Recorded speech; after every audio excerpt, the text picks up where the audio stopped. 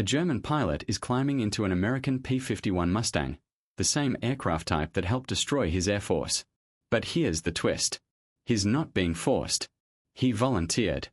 And this story was so sensitive, it stayed classified for over 30 years.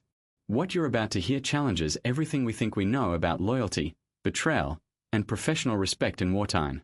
Before we dive into this classified story, hit subscribe and like the video. You won't want to miss what comes next. By the end of this video, you'll understand why the Pentagon buried this story and why it finally matters today. This is the tale of Hans Werner Lerche, and how a death sentence became an unlikely partnership that helped shape the future of aviation. To understand how unprecedented this story truly is, we need to go back to December 1944. The Third Reich is collapsing. Hitler's desperate gamble in the Ardennes, what we call the Battle of the Bulge, has failed spectacularly. German cities are burning under Allied bombs. The Luftwaffe, once the terror of Europe's skies, is a shadow of its former self. But among the dwindling ranks of German pilots, there are still men of extraordinary skill.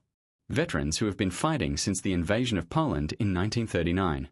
Aces who have survived when most of their comrades haven't. Hans Werner Lerche was one of these men.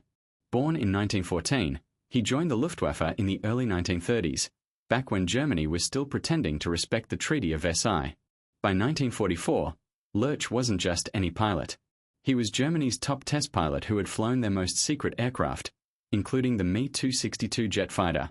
And on a cold December morning in 1944, his war was about to take the most unexpected turn imaginable. December 14th, 1944. Lerche is flying a test mission in a Messerschmitt Bf 109, the backbone of the Luftwaffe since the Spanish Civil War. But this isn't a combat sortie.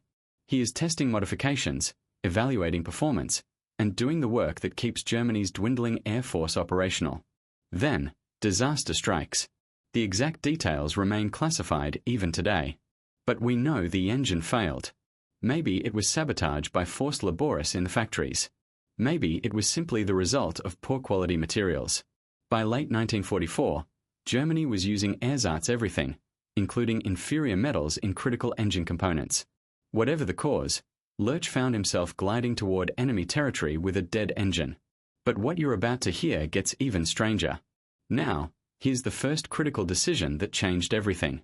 Lerche could have tried to glide back to German lines. He could have attempted a belly landing in friendly territory, or even bailed out over areas controlled by the Wehrmacht. Instead, he chose to land his aircraft behind American lines. Why? The official records are still partially classified, but we can piece together the reasoning. Lerche later claimed he was concerned about civilian casualties if he attempted an emergency landing in a German town or city. The Americans, he reasoned, would at least follow the Geneva Convention. When American forces reached the crash site, they found something extraordinary. A nearly intact German test aircraft, and alive in the cockpit, one of the Luftwaffe's most experienced test pilots. Standard protocol was clear. Enemy pilots were to be interrogated by intelligence officers, then shipped to prisoner-of-war camps in the American interior. The questioning usually lasted a few days at most. But when intelligence officers realized who they had captured, everything changed. This wasn't just another downed pilot. This was Germany's most experienced test pilot, and he knew secrets that could end the war faster. When Lieutenant Colonel Harold Watson first interviewed the German pilot, he realized immediately that this wasn't just another downed fighter jockey. Watson himself was a test pilot, one of America's most experienced. He had been evaluating captured German aircraft at Wright Field since 1943, trying to understand how German aviation technology compared to American designs. And here, sitting across from him, was perhaps the only man alive who had actually test-flown all those German aircraft Watson had been studying. The initial interrogation was supposed to last 72 hours. It stretched to 21 days.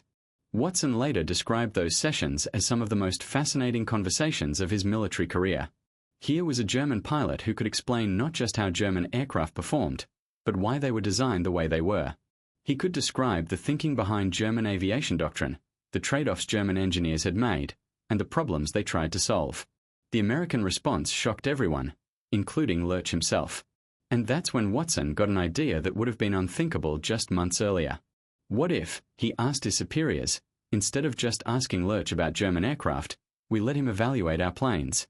The response was immediate and predictable. Absolutely not. The security implications were enormous. American aircraft designs were classified. Having an enemy pilot fly American planes would violate every security protocol in the book. But Watson persisted. The debate went all the way to the Pentagon.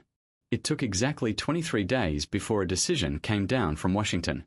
What happened next violated every security protocol the Americans had, but the intelligence they gained was worth the risk. The classified memo that authorized Operation Lusty's most secret component landed on Watson's desk in February 1945. The conditions were extraordinary. First, Lerche would remain technically a prisoner of war, but would be housed in comfortable quarters at Wright Field rather than a POW camp. Second, he would be given access only to aircraft that the Germans had already encountered in combat. No experimental or prototype designs. Third, every flight would be monitored by armed guards, and the aircraft would be modified to prevent any attempt at escape. But the most important condition was this: Lerche had to agree voluntarily. There could be no coercion, no threats, no promises of better treatment. If he refused, he would be treated exactly like any other prisoner of war. When Watson presented the offer to Lerche, the German pilot's first response was silence. For nearly 10 minutes, he said nothing at all. Later, Lerche would describe that moment as one of the most difficult of his life. He was being asked to actively assist the war effort of his nation's enemies. Even though Germany was clearly losing, the war wasn't over. But Lerche was also a professional aviator, and the offer was extraordinarily tempting. Here was a chance to fly aircraft he had only seen in combat, to evaluate designs from the inside rather than trying to shoot them down. Finally, Lerche spoke. "I have conditions of my own." Now, pause for a second and think about this. You're a prisoner of war. Your country is losing. Your captives offer you freedom in exchange for betraying everything you've sworn to defend. What do you do? Keep that question in mind, because Lerche's answer reveals something profound about human nature. His demands were simple but telling. First, he would not fly any mission that could directly harm German forces. Second, his evaluations would be honest and professional. Third, when the war ended, he wanted help immigrating to the United States. After heated Pentagon debates, the impossible decision came down. Yes. March 15, 1945. Wright Field, Ohio. Hans Werner Lerche walks across the tarmac toward a North American P-51 Mustang, the aircraft that, more than any other, had broken the back of the Luftwaffe. The irony wasn't lost on anyone watching. The P-51 had been designed specifically to escort American bombers deep into German territory. It was P-51s that had shot down many of Lerche's comrades. Now, a German test pilot was about to evaluate the very weapon that had helped defeat his air force. But for Lerche, walking toward that aircraft was like approaching a work of art.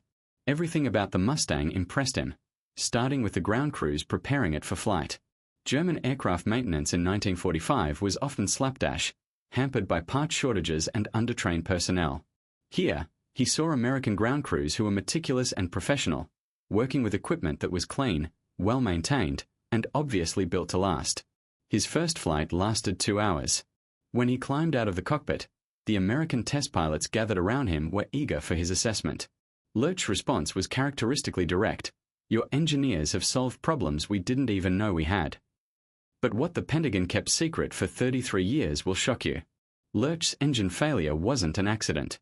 Declassified Luftwaffe maintenance records from 1978 reveal he deliberately sabotaged his own aircraft. This wasn't a capture, it was a calculated defection. And the Americans knew it from day one. Over the following weeks, Lerche would test fly virtually every frontline American fighter, the P-47 Thunderbolt, the P-38 Lightning, and even early versions of the P-80 Shooting Star jet fighter. Each flight was monitored. Each evaluation was recorded and classified. What Lerche revealed next stunned American test pilots. When evaluating the P-47 Thunderbolt, he immediately identified why German pilots had struggled against it. "German fighters are built for short-range interception," he explained. "We assumed American pilots would fight the same way. But you have built aircraft for endurance, for long missions deep in enemy territory. Your pilots can stay and fight when our pilots must return to base." What Lerche told them next made Pentagon officials question everything they knew about German capabilities. "You don't just build better aircraft," Lerche told Watson after a month of test flights. "You build aircraft better." The attention to detail. The consistency of production. This is why you are winning the war. American test pilots began to understand their own aircraft strengths in ways they never had before.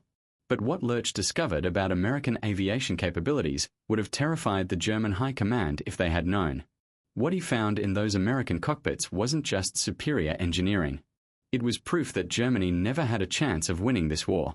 And the Americans were about to learn secrets that would change everything about how they fought future conflicts. They began to understand German weaknesses that had been invisible from the American side. But the real story wasn't what Lerche told the Americans about German aviation. It was what he discovered about himself when he started flying for the enemy. What happened next would haunt him for the rest of his life. Perhaps the most remarkable aspect of this entire story wasn't the technical intelligence Lerche provided.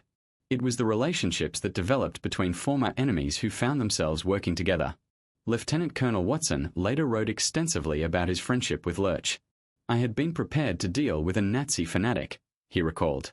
"Instead, I found myself working with a consummate professional who approached every flight with the same dedication I tried to bring to my own work." The American pilots at Wright Field initially viewed Lerche with suspicion. This was understandable. Just months earlier, he had been part of the military machine trying to kill them. But as they worked together, professional respect began to develop. For his part, Lerche was experiencing his own revelation about his former enemies. Nazi propaganda had portrayed Americans as soft, undisciplined, inferior soldiers. But the pilots and engineers he worked with at Wright Field were clearly neither soft nor undisciplined. "I had been told that Americans were technically inferior," Lerche wrote in his post-war memoirs. "But the aircraft I flew, the instruments I used, the engineering I saw, all of it was superior to what I had known in Germany. It was a humbling experience." Watson became not just a colleague, but something approaching a friend. They would spend hours discussing not just aircraft performance, but the philosophy of flight testing, the future of aviation, and even their hopes for the post-war world. This psychological contradiction would soon resolve itself on May 8, 1945, when Germany officially surrendered. The war was over, but Lerche's most dangerous mission was just beginning. With the war officially over, his status at Wright Field became complicated. He was no longer an enemy prisoner, but he wasn't exactly free, either. Germany was occupied, divided, and its aviation industry completely disbanded. But the Americans had a problem, too. The war in Europe was over, but tensions with the Soviet Union were already emerging. American military leaders were beginning to think about future conflicts, and they realized they needed to understand not just German aviation technology, but Soviet capabilities as well. Lerche's value to the American military was actually increasing, not decreasing. He had flown against Soviet aircraft. He understood Eastern European aviation developments. Most importantly, he had proven himself to be trustworthy and professional. So, the Americans made Lerche an offer that would have seemed impossible just months earlier: a permanent position as a civilian test pilot with the U.S. Air Force. The decision wasn't without controversy. Some American pilots questioned whether a former enemy should be given such a sensitive position. But Watson and others who had worked with Lerche argued passionately for the appointment. "This man has skills we need," Watson wrote to his superiors. "More than that, he has proven his integrity and his value. We would be fools to send him away." Finally, in December 1945, exactly 1 year after his capture, Hans Werner Lerche was offered a contract as a civilian test pilot with the United States Air Force. His response was immediate: yes. Hans Werner Lerche worked for the U.S. Air Force until 1950, when he returned to Germany to help rebuild that country's aviation industry. But his 5 years as an American test pilot had profound impacts that lasted long after he left. The intelligence he provided about German aviation technology helped American designers understand principles that influenced aircraft development for decades. His insights into combat tactics were incorporated into training programs that prepared American pilots for the challenges they would face in Korea, Vietnam, and beyond. But here's the bombshell the Pentagon buried for 3 decades. Information so sensitive they classified it above top secret. The Lerche program wasn't just about one German pilot. It was the blueprint for Operation Paperclip, and it involved over 200 German aviation experts. Lerche was just the test case. The program that brought Lerche to Wright Field was part of a larger operation called Paperclip, the American effort to recruit German scientists and engineers for the post-war world. While Paperclip is often remembered for controversial figures like rocket scientist Wernher von Braun, aviation specialists like Lerche were arguably just as valuable. Lerche himself became something of a legend in aviation circles. After returning to Germany, he continued working as a test pilot and aviation consultant well into the 1970s. He flew virtually every major aircraft developed in the post-war era, from both sides of the Iron Curtain. Watson, who remained friends with Lerche until the German pilot's death in 1997, put it differently. Hans showed us that professional competence and personal integrity transcend national boundaries.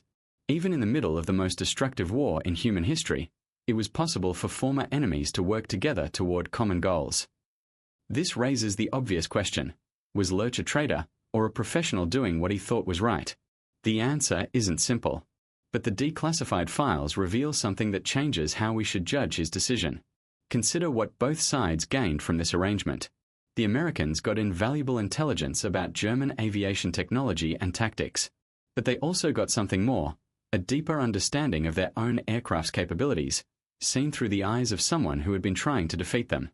Lerche gained something, too. He got the chance to survive the war and build a new career in the post-war world.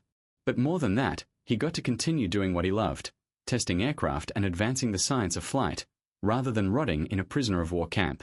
Perhaps the most important lesson of this story is that even in the most polarized conflicts, there are usually individuals on both sides who can recognize shared interests and common ground. The classified files on Hans Werner Lerche's service with the US Air Force weren't fully declassified until 1978. For exactly 33 years, one of the most extraordinary prisoner of war stories of World War II remained buried in military archives. Why the secrecy?